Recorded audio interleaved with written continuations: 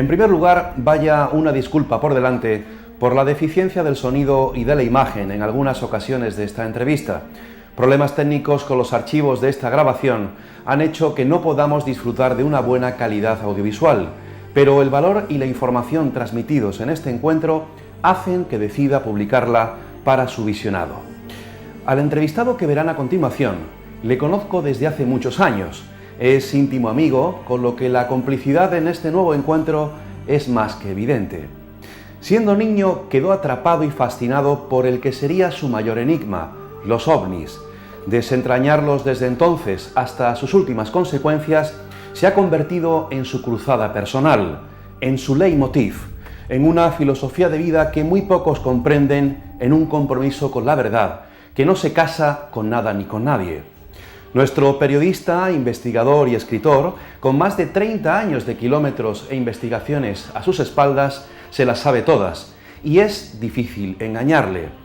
Pregunta, investiga, interroga, insiste, vuelve a preguntar, viaja, a veces resulta pesado e incómodo, así tiene que ser todo investigador, pero al final ofrece su verdad y la comparte con todos como ser noble que es. Más de 500 artículos y 4 libros escritos, en preparación otros cuantos, más de 100.000 kilómetros tras los ovnis, numerosos testigos de lo insólito entrevistados. Nuestro protagonista es, por méritos propios, uno de los mejores investigadores ovni en el panorama internacional. Pese a quien le pese, se ha convertido en el azote de algunos periodistas e investigadores consagrados y ha puesto en jaque a toda una comunidad ufológica internacional, destapando algunos importantes fraudes. Colaborador habitual de revistas especializadas, programas de radio y numerosos medios de comunicación, este investigador algecireño y español ha propuesto innovadoras propuestas e hipótesis para intentar desentrañar el enigma de los no identificados. Si algún día deja de saber de él, no se preocupe, será porque con toda seguridad ellos, los tripulantes de los ovnis, lo habrán abducido. Ellos o su señora esposa, alguien clave en su vida, porque qué verdad eso que dicen que detrás de una gran mujer hay un gran hombre. Sin más preludio y después de su visita a mis enigmas favoritos hace ya algunos años, demos la bienvenida a José Antonio Caravaca. Comenzamos Conectando Almas. José Antonio Caravaca, bienvenido a mi casa y a Conectando Almas. Lo cierto es que tenía muchísimas ganas, lo sabes, como también muchos amigos telespectadores, amigos que nos siguen desde hace tiempo, que tuviéramos un encuentro, porque ya hacía años que no nos veíamos televisivamente las caras. A nivel personal, por supuesto, y también a nivel televisivo. Gracias por estar aquí. Pues nada, un placer. Te estaba siguiendo todos tus espacios a través de internet y tenía muchísimas ganas de que nos viéramos en este nuevo formato después de tantísimos años compartiendo mesas en televisión y tal. Pues la verdad que tenía ganas de probar esta nueva andadura televisiva que estás teniendo. José, y con tanto éxito, con tanto éxito. Bueno, tú también, y cierto es que desde hace muchos años, José Antonio, tú lo sabes bien, no solo por la amistad que nos une, sino también en lo profesional, y siempre he defendido públicamente que tú eres uno de los mejores investigadores ovni, ufólogos, reporteros sobre estas temáticas, ya no solamente a nivel nacional. España, tú has tenido ahora mismo y desde hace un tiempo una cobertura internacional importante de algunos trabajos, de los que vamos a hablar a continuación, porque a pesar de que ya tienes 45 años, como yo, eres del 72, lo cierto es que el año 2017, a nivel de investigación y literario, ha sido uno de tus mejores años, ¿verdad? Sí, la verdad que he tenido la fortuna de que las editoriales vuelven a apostar por el tema ovni y he tenido esa fortuna de poder publicar de nuevo sobre un tema que llevo tanto tiempo siguiendo y que me apasiona igual que a ti. Desde niño persiguiendo a los ovnis, ya a tus 45 años, después de todo lo recorrido, visto, escrito, investigado, ¿llegas a acariciar una parte ya del fenómeno ovni, José Antonio? Bueno, tengo algunas certezas. Después de tantísimos años investigando, me aproximé al fenómeno ovni con apenas 14, 15 años. También tengo que decir que este año cumplo 30 años dedicados a la investigación ufológica y tengo algunos indicios, como se suele decir, sobre lo que se puede esconder detrás del fenómeno ovni. Yo no tengo ninguna duda, igual que tú, de que existe un fenómeno sobre el cual todavía no tenemos ningún tipo de explicación. Es un fenómeno fenómeno que desconcierta prácticamente a todo aquel que se aproxima a intentar desentrañar qué se puede ocultar detrás de él. Yo no tengo duda de que este fenómeno interacciona con las personas de muy distintas formas, no solamente a nivel físico, de lo que más se habla cuando estos fenómenos provocan todo tipo de huellas que se detectan en radar, que incluso provocan enfermedades y provocan distintos síntomas en las personas que tienen esa interacción con el fenómeno. Yo creo que lo más importante es que este fenómeno también tiene un gran componente psíquico que conecta con la mente de los testigos y que muchos de los que estamos observando pues es una especie de construcción en conjunto con este tipo de entidad o inteligencia que se escuda detrás del fenómeno OVNI. Hay una doble pregunta en la que te voy a hacer a continuación, porque este año, 2017, se cumplen 70 años de la moderna era ufológica. Pero claro, no es lo mismo investigar o hablar del fenómeno OVNI en la actualidad que hace, por ejemplo, 30 años, cuando tú iniciaste siendo un adolescente pues la investigación del fenómeno de los OVNIs. Por tanto, ¿qué importancia mediática, social, vamos a llamarlo también antropológica, tiene el fenómeno OVNI en la actualidad, en este pleno siglo XXI? Y sobre todo, cuando tú sigues diciendo públicamente que investigas los OVNIs, ¿cómo es decirlo ahora, en el 2017, y cómo era decirlo en el año 1985, 1990? Bueno, yo creo que en algunos aspectos no ha cambiado en demasiado. Lo que ocurre es que evidentemente la irrupción de las redes sociales, de internet, todo esto ha supuesto una auténtica revolución, sobre todo a la hora de contactar y de ponerse en comunicación con otros compañeros, con investigadores, con estudiosos, con analistas. Tú recordarás que cuando comenzamos allá a principios de la década de los 90, finales de los 80, el correo epistolar tenía un componente de tiempo que era prácticamente que nos comía la ansiedad de estar mirando el buzón de cuando la recibíamos esa respuesta. Obviamente actualmente el flujo de información, de intercambio de todo tipo de anotaciones, de informaciones es vertiginoso, y esto ha ayudado también a que el fenómeno a nivel social esté mucho más considerado, incluso ya ha arraigado dentro de ese colectivo imaginario de la sociedad, en televisión, en series que a lo mejor no tienen temática propiamente dicha con estos temas, pues se habla del fenómeno OVNI, se habla de la parapsicología, y parece que hay como una aceptación tácita de que estas cosas existen, pero que todavía no tienen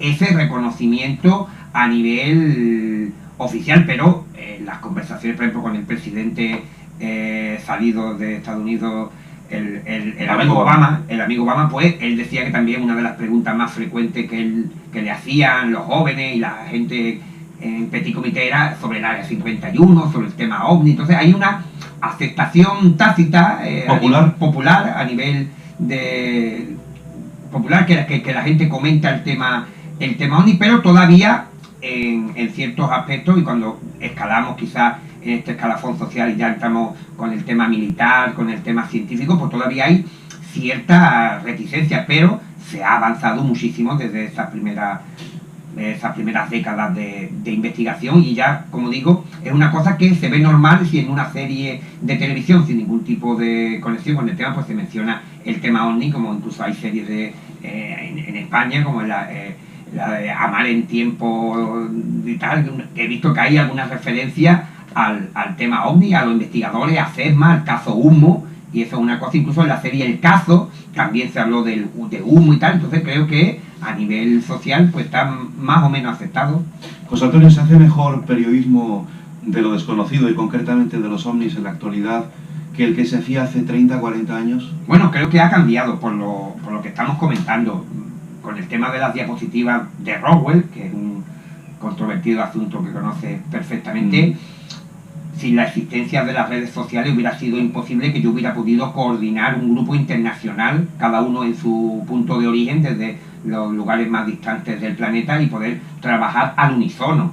Evidentemente, la facilidad que nos ofrecen las redes sociales e internet para desarrollar más y mejores investigaciones, tampoco menospreciamos lo que se ha realizado hace 20, 30 años, que se han hecho también muy buenas investigaciones, se han accedido a información a través de confidentes, los expedientes desclasificados que también han llegado a manos de los ufólogos a lo largo del tiempo, pero actualmente con todo lo que tenemos en nuestras manos podemos aspirar a llegar a por lo menos investigar de forma más precisa muchos casos que antiguamente era más complicado que lo que te comentaba, de tener que escribir una carta a un astrónomo para que te respondiese. Yo, por ejemplo, he estado investigando un avistamiento ocurrido a principios del siglo XIX y he contactado con un experto aeronáutico en Australia y me ha mandado su opinión, me ha mandado su informe y esto es sorprendente. Claro. Si nosotros nos lo hubieran comentado cuando éramos jóvenes, claro, íbamos andando con nuestra libreta, con nuestra grabadora, hasta dónde iba a llegar el avance tecnológico y lo que podría aportar a la investigación ufológica y a cualquier tipo de investigación, no nos lo hubiéramos creído.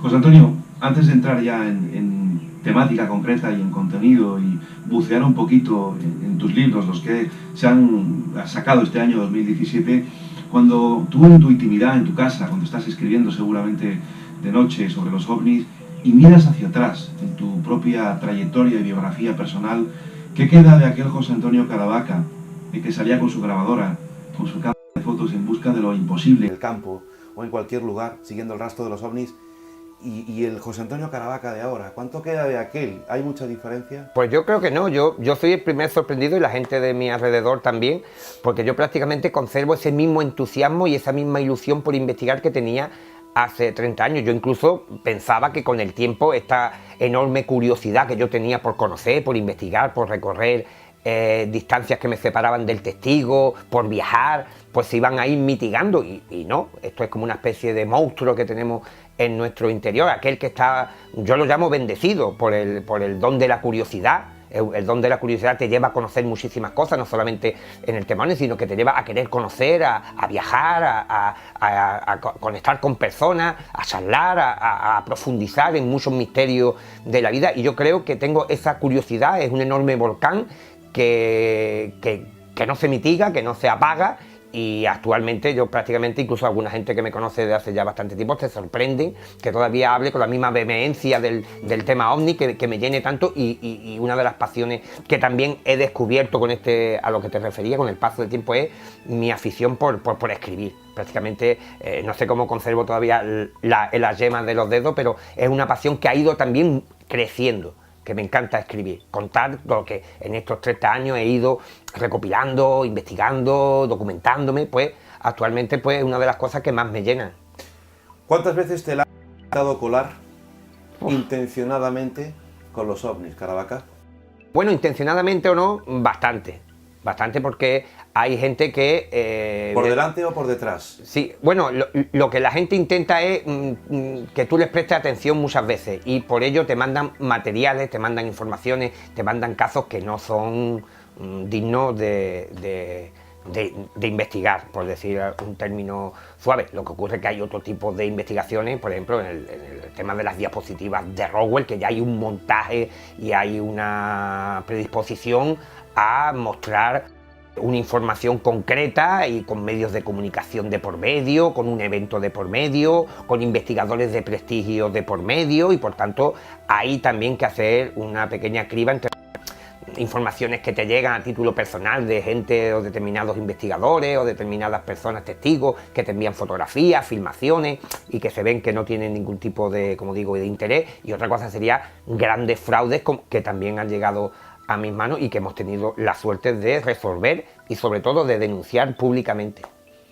Tengo en mis manos, primero los ovnis de Julio Verne, las profecías de Julio Verne, un fantástico trabajo de investigación que lo presentamos en Mis Enigmas Favoritos. Esa fue tu ópera prima, tu primer trabajo literario, si no me equivoco.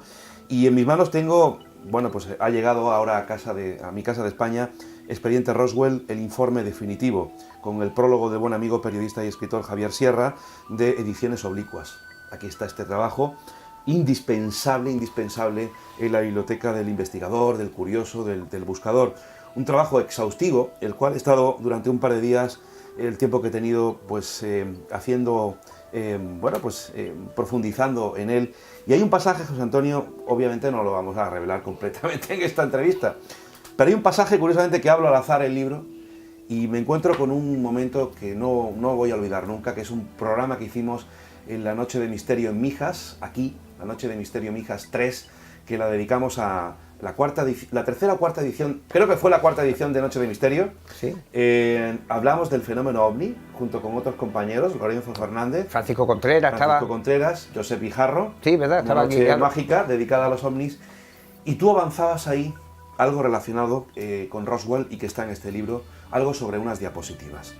Lo curioso, y tú lo mencionas en el libro, es que ni siquiera yo mismo iba a poder imaginar que en el 5 de mayo de 2015 yo iba a estar cubriendo informativamente el evento que organizó Jaime Maussan, el periodismo mexicano, relacionado con unas diapositivas de Roswell. Eso es un caso que tú mencionas en este libro y que ha dado la vuelta al mundo, ¿no? Sí, bueno, y aquí enlazamos con lo que tú comentabas antes de los casos que te llegan. Cuando yo me enteré, cuando me hicieron llegar desde Estados Unidos, tengo buenas amistades allí, publico habitualmente en algunas páginas, y un conocido, gran amigo, Rick Reynolds, me comentaba a principios del 2014 la existencia de unas imágenes, de unas diapositivas que iban a, o eso es lo que pretendían los que las tenían en su poder, que iban a dar un vuelco a todo el tema OVNI y concretamente al tema Roswell, porque se trataban de unas imágenes a color, donde sin ningún tipo de distorsión ni desenfoque se veía claramente el cuerpo de uno de los tripulantes recuperados en Roswell, pero en un principio, y por eso te decía que enlazamos con lo que comentábamos anteriormente, yo pensaba que era de estos bulos que también te llegan, que le habrán llegado a ti, de cosas que van a aparecer. Incluso a mí se me dijo en una ocasión que había en una caja fuerte de Roswell, todavía había material de ese que recuperó Matt Brazel y que había varios investigadores que estaban intentando acceder a esa caja fuerte para dar a conocer todo este asunto, y por lo visto eso no ha quedado en nada. Y en aquella fecha, a principios del 2014, yo no podía ni imaginar siquiera que el tema de las diapositivas de Roswell iba a tener la trascendencia mediática que iba a tener, por mediación sobre todo de Jaime Maussan, que apostó muchísimo por la veracidad de estas diapositivas, y al final pues se demostró que no había nada, era simplemente la momia de un aborigen norteamericano, de un niño de 4 años, momificado, y que había sido tomada la fotografía en un museo, y que por tanto no había ningún tipo de misterio. También hay que decir que desde el 2014 hasta prácticamente el 2015, que se dio a conocer la noticia o las diapositivas en este enorme macroevento que organizó Jaime Maussan en el Auditorio Nacional de México, que conoce bien, tú cubriste el evento, la información perfectamente. Pues claro, durante ese tiempo yo ya tenía muchísimas sospechas, no solamente de la imagen, sino de todo lo que se había hecho, que apuntaba a que se trataba de algún tipo de fraude. Y esto es uno de los aspectos que Jaime Maussan no ha tenido en cuenta, que ya no solamente hablábamos de la información directa que nos daba la imagen, sino que todo lo que arrastraba las diapositivas desde el 2014 de informaciones que iban cambiando, se iban añadiendo cosas, se quitaban, y por tanto ya de por sí lo que envolvía a todo el asunto nos hacía recelar de que no podía ser un tema cierto, como así demostró ya de por sí cuando se ofrecieron las imágenes. Hace algunas semanas tuve la oportunidad de entrevistar precisamente para este programa a Jaime Maussan, en sus estudios de televisión en Ciudad de México, y hablamos ampliamente de este tema. Supongo que verías la entrevista.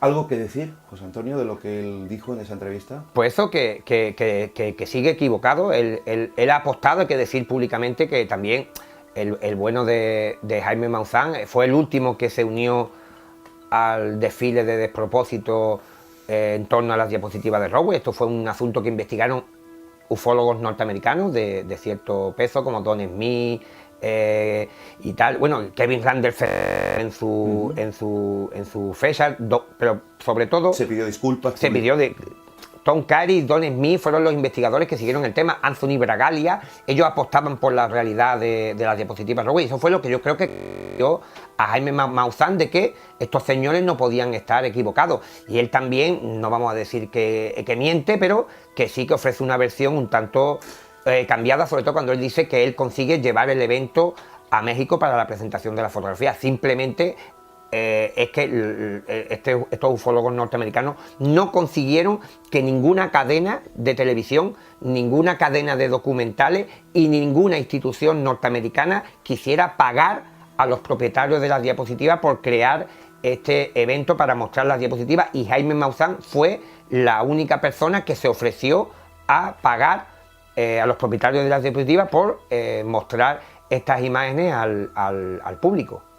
A día de hoy se puede decir que todo aquello fue un montaje, un fraude intencionado, probablemente para ganar dinero. Probablemente sí, no por parte de, te digo, yo incluso exculpo a Maussan en parte. Ha tenido el fallo imperdonable de, viendo la situación, que él no lo quiera admitir públicamente. Yo sé que él se llevó una gran decepción cuando al poco tiempo de presentar las imágenes en exclusiva, pues ya un grupo, como decían anteriormente, de investigadores internacionales que yo coordinaba, pues descubriéramos que la famosa placa que había junto al cuerpo, que decían los expertos que era indescifrable, pues conseguimos leerla, que ponía que era el cuerpo momificado de un niño. Y sobre todo, yo creo que los principales autores del engaño han sido los propietarios Joseph Bison y Adam Dew, que eran las personas que contactaron primeramente con los ufólogos norteamericanos y les privaron de conocer toda la información que había sobre las diapositivas. Incluso yo creo que les ocultaron algunas de las diapositivas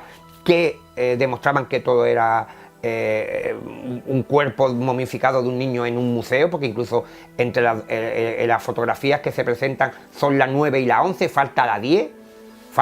Incluso los investigadores implicados como Don Smith y Tom Kerry no han dudado en decir que quizá esta fotografía que falta, esta diapositiva, se ha retirado conscientemente para evitar que se reconozca que se trata, que hubiera algún tipo de información visual que te hiciera saber a ciencia cierta que se trataba de un museo y de un cuerpo momificado. Yo creo que el fraude intencionado ha sido por parte de los propietarios y su gestor, Joseph Bison y Adam Dew, y después posteriormente Tom Kerry y Don Smith y Anthony Bragalia, que han hecho, y eso te lo puedo decir en tu programa, una de las peores investigaciones que se recuerdan a nivel mundial en toda la historia de la casuística ufológica, pero sobre todo porque ellos pensaban, cuando ellos vieron la diapositiva, ellos pensaron que lo habían encontrado, que habían hallado esa evidencia que todos perseguimos, los presentes los primeros, y ellos, como no tenían duda, optaron por lo peor que pudieron haber hecho, que es reservar la información, reservar las imágenes y no mostrarlas ni compartirlas con nadie hasta que no se diese a conocer. Y entonces eso fue un grave error. José Antonio, tú has hablado varias veces con Jaime Maussan, ¿sí? Yo he tenido la oportunidad de hacerlo, le he conocido en persona, y yo quiero creer en la honestidad del periodista Jaime Maussan. Quiero creer que él, como periodista, también quiere ser el primero en sacar la mayor prueba que él creyó que era sobre la existencia de visita extraterrestre o de un cuerpo de los rescatados en Roswell, del incidente Roswell. Y quiero creer que efectivamente no le movía en ningún momento, ¿sí?, el móvil económico. Sí, yo pues hay gente que no me termina de comprender cuando yo lo digo. Yo, en las distancias cortas, en los contactos que yo he tenido con Jaime Maussan, incluso yo lo menciono en los agradecimientos, y le agradezco su cordialidad y que habláramos hasta el momento. Yo creo que hay dos partes a diferenciar en el comportamiento de Jaime Maussan con las diapositivas. Primeramente, cuando él, durante la elaboración de un documental sobre Roswell, precisamente, él conoce a Tom Kerry, creo, y a Don Smith, y hablan del tema de las diapositivas. Entonces Jaime Maussan piensa lo que tú comentas, que a nivel periodístico eso puede ser un pelotazo, una bomba. Y claro, como Don Smith, Tom Kerry, Anthony Bragalia son investigadores de cierto prestigio, que han publicado libros, han publicado artículos, han dado buenas exclusivas sobre el caso Roswell. Anthony Bragalia ha hecho buenas investigaciones sobre el nitinol, sobre algunos testigos y tal. Y Don Kerry y Don Smith también han colaborado con Kevin Randle, que es una autoridad mundial en el tema Roswell. Pues claro, Maussan pensó, aquí estoy yo. Pero claro, ¿dónde viene el problema de Maussan? Que Maussan se confía, invierte muchísimo dinero y no le da tiempo a recuperar la inversión. ¿Por qué? Porque tiene la mala suerte, la buena suerte nuestra, que nosotros conseguimos a los 3 o 4 días desmontar el asunto. También hay que decir antes de nuestra participación, que la propia imagen, cuando se mostró públicamente, no causó ese asombro o ese desconcierto en el público, ni entre los investigadores, los estudiosos, los periodistas, todo aquel que se asomó al evento a través de internet o a través de la butaca del auditorio. Vieron que el cuerpo no tenía ningún tipo de anomalía así visible que de alguna manera te llevara a pensar que realmente aquel era un cuerpo extraterrestre. A mí me sorprendió ver que destacadas figuras forenses, doctores, defendieran o hicieran un análisis forense como el que se realizó en ese momento de una imagen. Claro, y sobre todo, ya te digo, eran informes partidistas y como digo, entonces Jaime Maussan cuando vio que él había hecho, también hay que decir que Jaime Maussan, yo sé de buena fe, él me lo va a negar, pero lo que no negará el público, que yo he tenido aquí muy buenos contactos para obtener información y a mí me comentan, lo dejo en ese título de información, que Jaime Maussan, al conocerse lo de la placa y tal, él habla con sus abogados si hay manera de denunciar a los investigadores norteamericanos, a Joseph Bison, a Dan Dew, los propietarios de la imagen, para intentar recuperar la inversión, porque él se siente estafado. Obviamente él no lo va a reconocer nunca públicamente, pero su primera reacción fue denunciar. Ya en el momento, creo que ese fue el gran error de Jaime Maussan. Él ve que tiene una inversión importante, porque tú estuviste allí y todo el mundo alabó el evento que él había organizado, independientemente del resultado. El evento era una puesta en escena espectacular, con imágenes tridimensionales y apostando por un foro espectacular como es el Auditorio Nacional, que Jaime Maussan me comentaba que es un sitio que tiene concertadas ya lo que se organiza allí durante meses, los actos, conciertos, eventos, durante años. Pues bien, Jaime Maussan, ¿por qué opta por seguir? Simplemente yo creo, desde mi punto de vista, creo que es así, simplemente él intentó recuperar parte de la inversión millonaria que él hace en este evento. Y eso no le hace ver, se hace como una especie de venda, los números rojos, es una venda que le impiden ver la realidad. Para ir clausurando este asunto, como en el juego de la oca, de momia a momia, y tiro porque me toca. Precisamente, probablemente a mi regreso ahora a Estados Unidos y México, tenga a finales de agosto un encuentro nuevamente con Jaime Maussan para hablar de las momias de Nazca. ¿Qué nos encontraremos ahí, Caravaca? Otro fraude. Ojo. Yo no lo he seguido, la gente me pregunta muchísimo, se cree que soy un experto en momias y en todo lo que tenga que ver con Jaime Maussan, pero yo este asunto yo salí ya súper saturado con el tema de las diapositivas de Rowell. Yo creo que se trata de algún tipo de montaje. Y hay algunos investigadores que me han señalado que hay... ¿Crees que estos montajes son organizados o gestados para, precisamente públicamente, desde los medios de comunicación? Qué fácil es engañar a la gente con el tema OVNI, que todo el mundo quiere creer. Pues la verdad que hacen un flaco favor. Hacen un flaco favor, ¿por qué? Porque, más, fíjate, lo extraño es que uno puede hacer una gran investigación y no tiene la repercusión, también por la espectacularidad, sobre todo cuando se presenta algo físico, ya sea una fotografía, una momia en este caso, pues claro, los medios de comunicación se vuelcan, sobre todo, entonces durante unos meses, unas semanas, lo que dure el efecto relámpago del sobresalto que causa lo que presenten, pues sí, los medios de comunicación le prestan atención y tal, pero yo creo que el asunto de las momias de Nazca tiene muchísimas lagunas, como digo, en lo que se está presentando, y yo creo que en este caso va a haber incluso algunas repercusiones a nivel del gobierno peruano y tal, y yo creo que ahí ya se han metido en asuntos muy, muy complejos. Todos estos asuntos que estamos hablando, que han traído cola a nivel informativo y a nivel sobre todo del fenómeno OVNI, pues están contenidos muy bien en este trabajo de investigación de años, Expediente Roswell, el informe definitivo, José Antonio Caravaca, de Ediciones Oblicuas. Este libro que se puede encontrar, por supuesto, en la red, en cualquier librería, porque claro, se cumplen muchos años, se cumplen 70 años del fenómeno OVNI, su aniversario, porque todo arranca en una noche en el desierto de Nuevo México, con un incidente que ha sido aclarado o que no ha sido aclarado, Caravaca. Pues yo creo que no.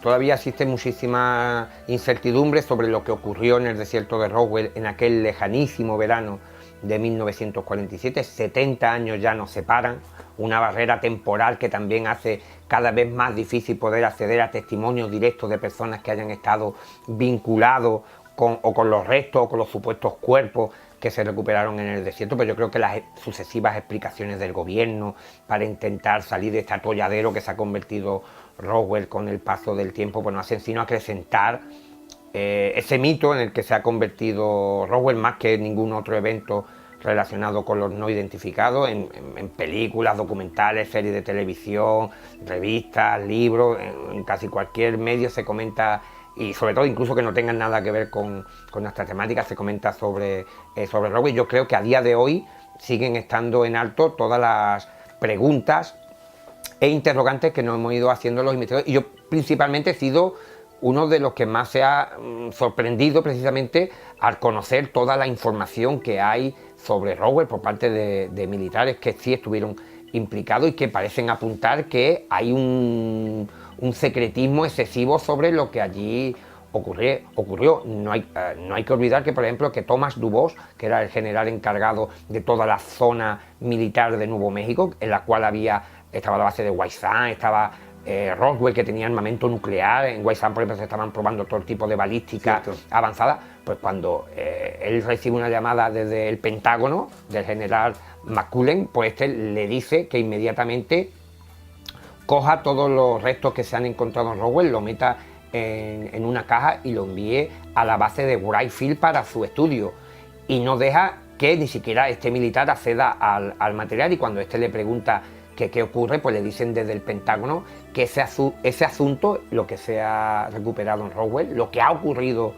en Roswell aquella noche, sobrepasa sus competencias. Y podemos preguntarnos, ¿qué puede sobrepasar las competencias de un militar que tiene al cargo armamento nuclear, todo tipo de proyectos secretos?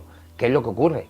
Y sin embargo, en las explicaciones que ha dado el gobierno, ni siquiera ha contradecido lo que ha dicho Thomas Dubos, porque es un militar de muchísimo prestigio y de gran carrera militar. Decir que la tecnología que se recuperó en ese incidente, supuestamente alienígena, vamos a dejarlo ahí, tuvo que ver con la tecnología que salió al mercado meses o al año después. Hay muchísima controversia. ¿O es especulación esto? Sí, yo creo que hay mucho de especulación, hay base. Yo, por ejemplo, en mi libro pues investigué el asunto de la tecnología. Hay investigadores que están muy convencidos de que el transistor, el enlace, la fibra óptica, todo esto son descubrimientos que se han desarrollado a partir del estudio y del análisis de lo que se encontró en Roswell. Yo no lo podría asegurar. Lo que sí tengo claro que hay otro tipo de materiales menos conocidos a nivel público, a nivel de investigadores, como por ejemplo el nitinol, que es una aleación de níquel y titanio, que tiene memoria de forma. Y precisamente una de las características más repetidas de los restos metálicos que se halló en Roswell era precisamente que tenían memoria de forma, que se arrugaban en la mano y cuando se soltaban volvían a recuperar su forma original. Sí, y además, bueno, cuántas películas se han hecho sobre el tema donde refleja precisamente esto que estás diciendo, ¿no? Claro. Que tomaba la forma, ¿no? Y curiosamente, a raíz de mi investigación sobre el nitinol, a mí me extrañó que a finales de los 70 se hiciera unos experimentos con el nitinol con el famoso mentalista Uri Geller. Claro. Y digo, este material que en aquella época era también secreto, aunque todavía hay mucho secretismo sobre él, pero ya se utiliza a nivel comercial por la industria farmacéutica, de la óptica y por los dentistas. Pues a mí me sorprendió que Uri Geller pues, se demostrase este material para que influyera de manera psíquica sobre él. Entonces yo cuando hablé con él, entrevisté a Uri Geller a raíz del caso Roswell, me llevó, fíjate, hasta donde nos lleva muchas veces las investigaciones del tema OVNI. También gracias a las redes sociales contacté con Uri Geller, en un principio un poco reticente, pero cuando ya le mostré parte de mis investigaciones, accedió a que lo entrevistara por teléfono, y él me comentó que cuando estuvo allí en los 70, cuando le mostraron el material, le dijeron que ese material pertenecía a una nave alienígena. Y ahí lo dejamos. Caravaca, ha pasado muchas veces, nos ha pasado, después de escribir un libro o publicar una investigación, que salen más datos, que hay gente que se pone en contacto y que la investigación pues sigue inflándose, pero claro, uno ya ha sacado el libro, y empiezas a almacenar nueva información en ese contenedor ese archivo personal. ¿Te ha pasado con Roswell que tras publicar este libro te han salido más datos? Claro. Muchísimos más datos. Incluso yo tengo un gran defecto que mis editores me temen, que es que no tengo límite a la hora de escribir. Era un peligro. Un peligro, me proponen un número de páginas y el último que lo ha sufrido ha sido Miguel Pedrero, sí, en Sidonia, vamos a hablar de este libro. que propusimos un número de páginas y prácticamente hice el doble, tampoco me pasé por mucho, hice el doble, pero sí que es cierto que a mí me cuesta muchísimo cerrar los libros, porque incluso cuando están las galeradas que estamos revisando, sí, yo intento meter información, intento meter nuevos datos, pero te va llegando, ¿no? Me va llegando, y entonces el tema de Roswell, evidentemente, después de la publicación del libro, seguí indagando, y muchas de las nuevas pesquisas y datos que han ido aflorando con lo que tú comentas de dar a conocer este primer trabajo, pues han sido volcados en mi siguiente libro, en las 50 mejores evidencias del fenómeno. Ahora vamos a hablar de él. Por tanto, tenemos novedades, ¿no?, de Roswell. Sí, hay novedades. ¿Se va a traducir al inglés este libro? Pues no sé, hay algunos contactos y eso para no solamente al inglés, sino a otros idiomas. Decía en el inicio de Conectando Almas con José Antonio Caravaca que este es su año, 2017. Yo no sé de dónde saca el tiempo, pero es que después del expediente Roswell, pues recién salido del horno, está este otro.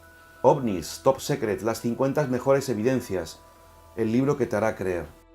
Ediciones Sidonia, nuestro buen amigo, periodista, escritor e investigador Miguel Pedrero. Un santo varón. Santo varón, bueno, es que contigo, vamos, es que aguantarte a ti, tela.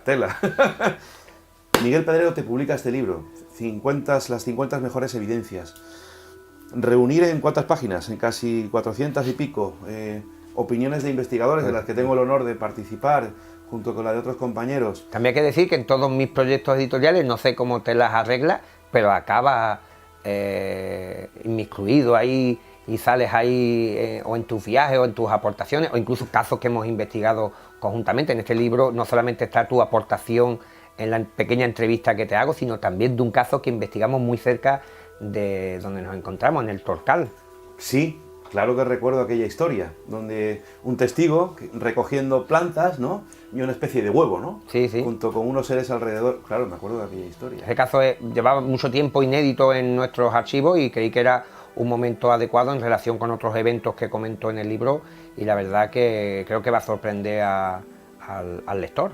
¿Por qué nace este libro, las 50 mejores evidencias del tema OVNI? Bueno, pues una idea que nos rondaba desde hace algún tiempo algunos investigadores, sobre todo a Miguel Pedrero. Hablábamos sobre, para coincidir con el tema del 70 aniversario del fenómeno OVNI, hacer una obra, un libro que recogiese algunos de los mejores casos, las mejores evidencias, las mejores pruebas, las fotografías, los mejores análisis de laboratorio, todo aquello que realmente ha dado cuerpo al fenómeno OVNI a lo largo de estos últimos años, de estas últimas 7 décadas de investigación. Y yo también he querido hacer un trabajo más amplio, que quizás no solamente abarcar los casos, los avistamientos donde ha habido evidencias de radar, de pruebas que se han recogido sobre el terreno, sino ampliarlo también, porque yo creo que hay testimonios que son suficientemente válidos como para efectuar cualquier sobre el fenómeno de los no identificados y no incluir la aportación de los humanoides a esta interrogante,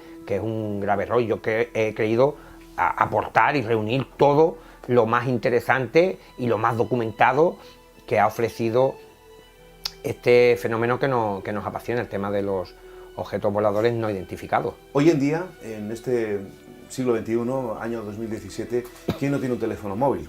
¿Quién no tiene una cámara? ¿Quién no tiene...? Estamos en una época totalmente tecnológica. Nunca antes el cielo había estado tan observado y tan vigilado. ¿Se siguen manifestando los ovnis como antes? Y nunca ha estado el cielo tan vacío como ahora.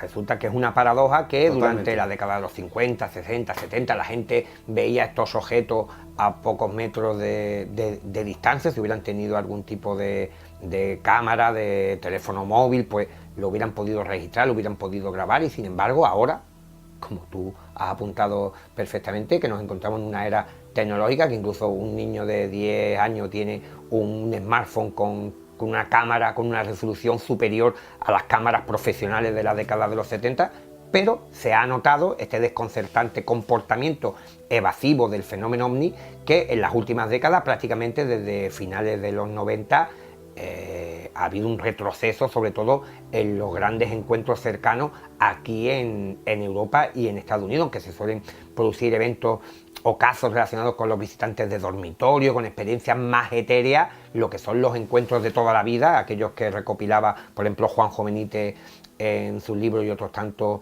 periodistas, investigadores a lo largo y ancho del planeta, pues han desaparecido. En Sudamérica sigue habiendo algunos conatos de este tipo de apariciones, pero a nivel global, a nivel mundial, se puede decir que prácticamente con la irrupción del nuevo siglo, el fenómeno ni ha dado un gran bajón. Hay que ser humildes y decir que no tenemos la verdad sobre el fenómeno OVNI, sobre lo que hay detrás, su inteligencia. Hay muchas opiniones, hipótesis, pero es cierto que analizando los casos desde esos años hasta ahora, el fenómeno OVNI, su inteligencia ha mutado, se ha transformado. Es un absurdo, es un teatro, no entendemos su comportamiento, pero exactamente, José Antonio, ¿cuál es el mensaje ulterior del fenómeno OVNI?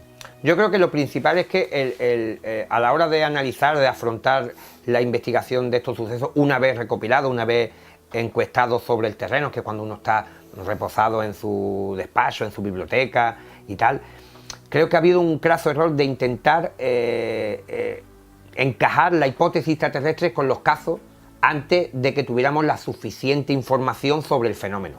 Prácticamente desde Kenneth Arnold, desde el año 1947, finales de los 50, la teoría extraterrestre fue propuesta como la explicación del fenómeno, porque también hay que decir que lo que aparentaba el fenómeno que teníamos ante nuestros ojos era que se trataban de visitantes de otro planeta, pero inmediatamente con el acopio de la casuística, con todos los casos que llegaban a manos de los investigadores en todo el planeta, pues se demostró que había demasiadas tipologías de humanoides, había demasiadas tipologías de las naves en las que viajaban estos seres y por tanto no podrían existir tantas razas de alienígenas visitando y que incluso tuvieran tantísimos modelos de naves espaciales. Por tanto, como yo digo, habiendo un fenómeno desconcertante y sobrenatural ajeno humano, pero por otro lado hay que señalar que de alguna manera este fenómeno entronca, enlaza mucho con el tema de la psique humana, incluso con el inconsciente colectivo, y se muestra al ser humano de una determinada forma para aparentar algo que no lo es. Un disfraz. Un disfraz. Igual que anteriormente, incluso actualmente tenemos apariciones marianas, los encuentros con seres mitológicos, los elfos, las hadas, los animales criptozoológicos. Yo creo que no hay ningún fenómeno que tengan mayor importancia que otros. Hay algunos investigadores que piensan que el fenómeno OVNI es el importante y que las apariciones marianas es un fenómeno ufológico mal interpretado, mal traducido, o incluso que la Iglesia lo ha deformado para que no parezca extraterrestre. Pero yo creo que todos los fenómenos tienen la misma importancia y que el fenómeno OVNI es otro disfraz de esta inteligencia, de este agente externo que se comunica con el ser humano a través de este tipo de manifestaciones. Yo creo que sería, por ponerte un ejemplo y a tu enorme audiencia, sería como el de los sueños. Si cogiéramos 1000 soñantes, 1000 sueños, 1000 personas que sueñan, intentáramos analizar sus sueños como un global, no llegaríamos a ninguna conclusión. ¿Por qué? Porque el sueño es una cosa privativa, aunque compartan, podemos tener cierto tipo de semejanza en los sueños de una persona a otra, pero no podemos traer ningún tipo de conclusión si pensamos que esos 1000 soñantes reciben el sueño de una sola fuente que está influyendo sobre ellos. Con el fenómeno OVNI ha pasado un tanto. Pensamos que todos los avistamientos están entrelazados, que todos tienen que contar una gran historia, y no es tal. Lo que cuentan es una historia personal. ¿Por qué? Porque el fenómeno OVNI es privativo y por una norma no escrita, pero que evidente que tienen todos los investigadores asumidos, que lo que uno va a vivir en su encuentro no lo va a encontrar repetido en ningún tipo de experiencia. No hay una película de diferentes actos que tú puedes ir uniendo. No ha habido ningún avistamiento muy simple que haya habido un aterrizaje, por ejemplo. No hay un guión. No hay un guión. Por ejemplo, te cuento un detalle. Que haya habido un caso que haya aterrizado delante del testigo una nave, hayan bajado sus tripulantes y le hayan dicho: mira, hace 10 meses o un año hemos aterrizado en un pueblo de Wisconsin, estamos ahora mismo en España, y nos presentamos una familia en una granja. Me acuerdo. Porque, pues claro, si, imagínate, si esta investigador anotara la fecha que le ha dado, pues la podría decir: mira, pues es cierto, pero esto no existe. ¿Por qué? Porque parece que las experiencias OVNI comienzan y terminan cuando el testigo está delante. No hay ni un precedente ni después continúa. Y eso es lo extraño, que ningún ser que haya tenido un contacto con un ser humano se haya presentado a otro ser humano y haya seguido que esa historia. Estamos hablando de historias individuales, por eso te ponía los soñantes. El problema es que si Freud, Carl Jung, los grandes analistas de la mente humana hubieran pensado que existe una mente global que está influyendo sobre los soñantes, se hubieran perdido en mil conjeturas. Y esto se demuestra en la investigación ufológica. ¿Por qué? Porque existen infinidad de hipótesis, que si intraterrestres, ultraterrestres, seres del futuro, atlantes. ¿Por qué? Porque estamos intentando globalizar un fenómeno que es individual. Esto parece una verdad de perogrullo, pero si no hay ser humano, no hay fenómeno ovni. No hay. Y además, sin que esto quiera decir que la inteligencia del fenómeno ovni sea foránea. Sea foránea. Existe un componente externo que yo denomino físico que interactúa con la... Pero fíjate, también hay un detalle curioso.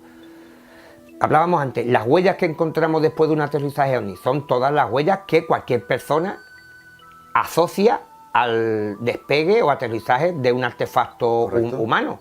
Tú imagínate una nave que han manufacturado unos extraterrestres en una lejana galaxia, a cientos de miles de años luz de la Tierra, y han creado una tecnología que, cuando interacciona en nuestro medio, al aterrizar o al despegar, cambia la coloración del terreno y lo vuelve todo azul, las piedras, la arena, la vegetación. ¿Por qué no se ha registrado? Porque nadie piensa que eso se pueda asociar a una tecnología de despegue. Sin embargo, ¿qué encontramos? Manchas de aceite, fíjate, manchas de aceite, quemadura, combustión, gases que tienen escape.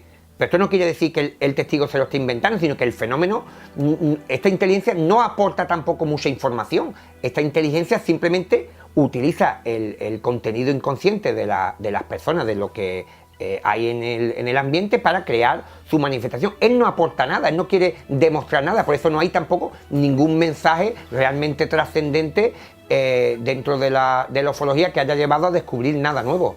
Como siempre, Caravaca, estos encuentros personales y televisivos se pasan volando. Disfruto muchísimo con... ¿Ya hemos terminado? No, estamos ya acabando, pero yo disfruto mucho porque vivo el tema como tú, vehementemente, apasionadamente, claro, como creo que hay que vivir las cosas y contarlas, y estaría horas y horas, y espero que en otro futuro tengamos otro encuentro para que libros y hablemos de más cosas de forma más profusa y profunda. Pero me gustaría acabar con dos cuestiones. Una, todo esto nos lleva a hablar de una teoría completamente revolucionaria que ya apuntaba de alguna manera Jacques Vallée, que es la teoría de la distorsión, de la que tanto has escrito y que han entrevistado de un montón de medios internacionales. La teoría de distorsión, me gustaría que nos hablaras de tu mejor evidencia del fenómeno ovni, algún caso, el caso que más te haya impactado, y concluir de alguna forma esta entrevista y este encuentro de esta manera. En síntesis, en titulares, ¿qué es la teoría de la distorsión? Bueno, ya hemos estado dando algunas pinceladas de lo que yo considero que puede esconderse detrás del fenómeno ovni, pero vamos a poner un ejemplo, que muchas veces un ejemplo vale más que mil palabras y tal.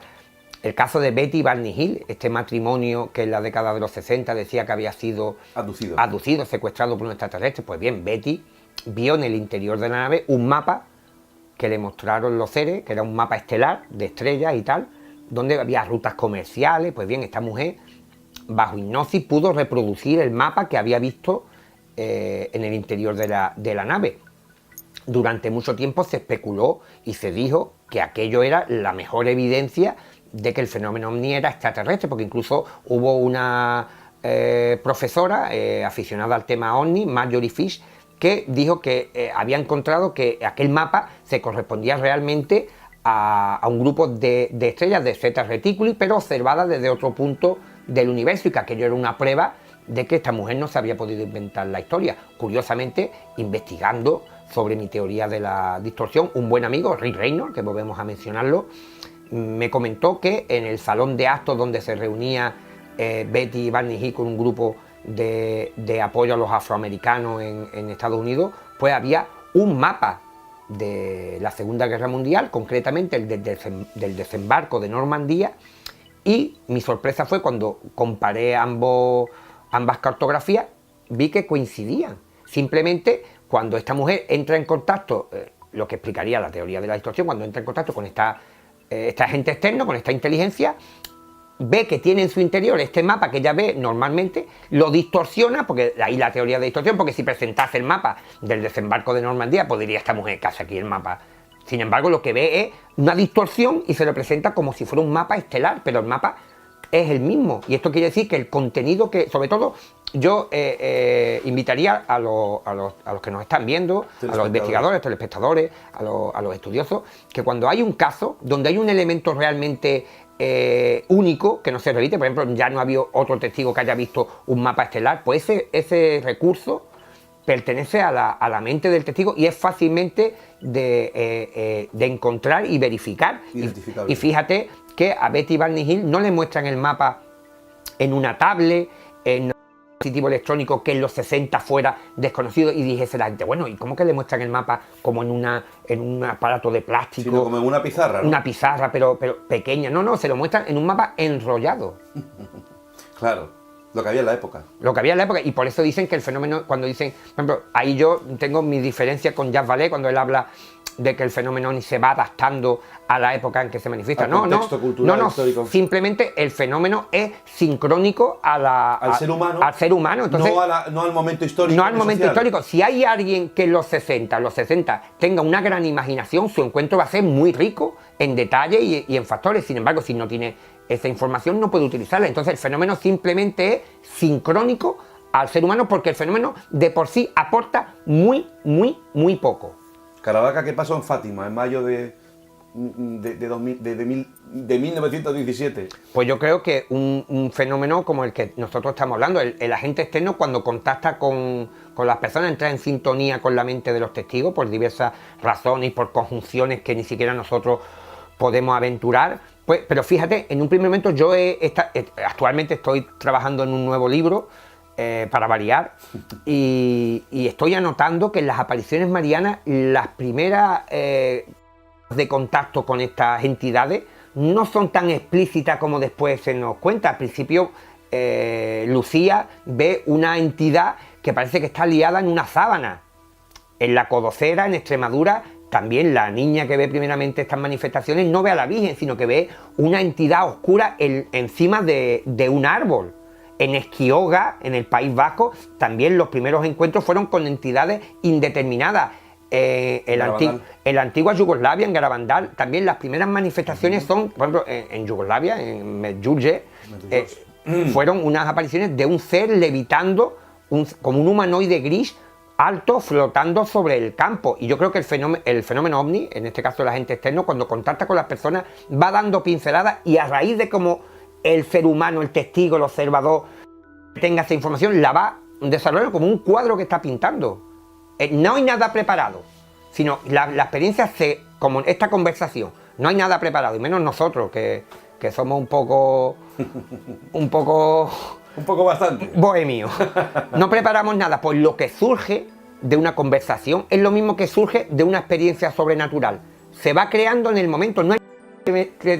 La Virgen, el extraterrestre, el duende, no tiene preparado porque no existe, se crea para el momento. Una cocreación. Hay una cocreación. En el tiempo, en el momento. En el momento y termina, por ejemplo, cuando un testigo ovni ve que los seres se han introducido en el objeto y despega, esos objetos no tienen una vida posterior a su encuentro. Pasa como en una película. Los actores, cuando terminan la película, ya no continúa. Ya la película ha terminado y se ha creado simplemente para que sea visionada por los testigos. Sí, así es. Y además, cada vez estoy más convencido de que tu teoría, la distorsión, es la que es. O sea, que es la correcta, es la certera. Seguro, vamos, seguro. Caravaca, te voy a hacer una foto. Sí. Mientras tú piensas, ¿no? Yo me pregunto, porque claro, yo me acuerdo muchas veces de ti, como buenos amigos que somos, y como estamos en contacto permanente por Facebook, pues yo te visualizo, te imagino siempre escribiendo, investigando, sobre todo tu obsesión, tu sana obsesión, que son los ovnis desde siempre, ¿no? ¿Está en esa ilusión, en esa fantasía de encontrarte con esa inteligencia alguna vez? Yo sé que tú has tenido alguna experiencia, sí. ¿No? Hace muchos años, pero ¿está en tu deseo de encontrarte cara a cara con la realidad del fenómeno ovni? Hombre, a quien no le gustaría tener algún tipo de encuentro cercano, pero sobre todo a la vieja usanza. Ajá. A la vieja usanza. Eso, ir conduciendo con tu vehículo y ver descensos de un artefacto. ¿Con sonda o sin sonda? Sin sonda. Sin sonda. Sin sonda. Claro. Sin episodio que después haya que rescatar Claro. bajo hipnosis. No. La experiencia pura y dura Pura de y dura. encontrarte con una máquina y con sus tripulantes. La verdad que cuando era niño, yo me acuerdo que esa noche que no podía conciliar el sueño después de haber leído algo y tal, pues yo siempre tenía en mente, le tenía muchísimo, deseaba ardientemente tener ese encuentro, ese avistamiento. Déjame que te haga la foto mientras tú piensas, Caravaca, en una frase, en un leitmotiv, en un titular, ¿no? O sobre el fenómeno ovni o sobre lo que desees en este momento. Déjame que te haga un par de ellas. Ahí, además, tienes el letrero de fondo de I Want to Believe y tu primo ahí, que está perfecto. Para mí es un placer y un privilegio que estés aquí en mi casa, José Antonio, te lo digo de verdad. Hombre, el placer ha sido mío encontrarme contigo reencontrarme Sí, contigo después de algún tanto tiempo. Las redes sociales tienen su magia, pero Nos acercan mucho, pero no como esto. el verte físicamente, el poder estrecharnos las manos, abrazarnos, Claro que sí. y compartir esta tertulia y las que tendremos después Seguro. off the record, es impagable. Una frase, un titular. Los ovnis me cambiaron la vida. Tanto como para investigarlos, rastrearlos, perseguirlos, hasta seguirlos hasta sus últimas consecuencias. Así es José Antonio Caravaca. Siempre lo he dicho, uno de los mejores periodistas especializados, reporteros, investigadores sobre el fenómeno ovni y sobre otros muchos temas, porque es un gran investigador. No es la pasión de amigos, sino es que es la verdad. Libros como estos, como Expediente Roswell, El informe definitivo, el prólogo de Javier Sierra, quien también escribió un fantástico libro de Roswell, o Ediciones Oblicuas, disponible en cualquier librería. Por cierto, de Ediciones Oblicuas va a salir próximamente otro libro, Sí. La CIA y los ovnis. Sí. Yo creo que ese es motivo para otra entrevista, no hay lugar a dudas, por lo tanto lo dejamos ahí en vilo, en sorpresa. Y este también, que acaba de salir del horno, de Ediciones Sidonia, Top Secret, OVNIs, las 50 mejores evidencias, el libro que te hará creer. El libro que te hará creer. Y yo pregunto, ¿a día de hoy el fenómeno OVNI es una cuestión de creer, de creencias, o es una cuestión de información? Es de cuestión de información y de creértelas. Porque si no, esa pregunta me la hacen mucho porque es un leitmotiv también Claro, de la claro. investigación, y evidentemente cuando todavía hay gente que duda del fenómeno ovni después de ver la documentación, porque todavía nos encontramos, aunque no lo queramos admitir, en un asunto de creencia. Hay suficiente documentación que cualquier persona sensata, y es lo que yo he pretendido recoger en este libro, le lleva a pensar que hay algo que todavía no hemos podido explicar, pero tiene que dar ese pasito de aceptar esto como una verdad. José Antonio Caravaca, gracias, enhorabuena por todos estos trabajos, por los que vienen, y te deseo como siempre lo mejor. A ti, hermano. Gracias.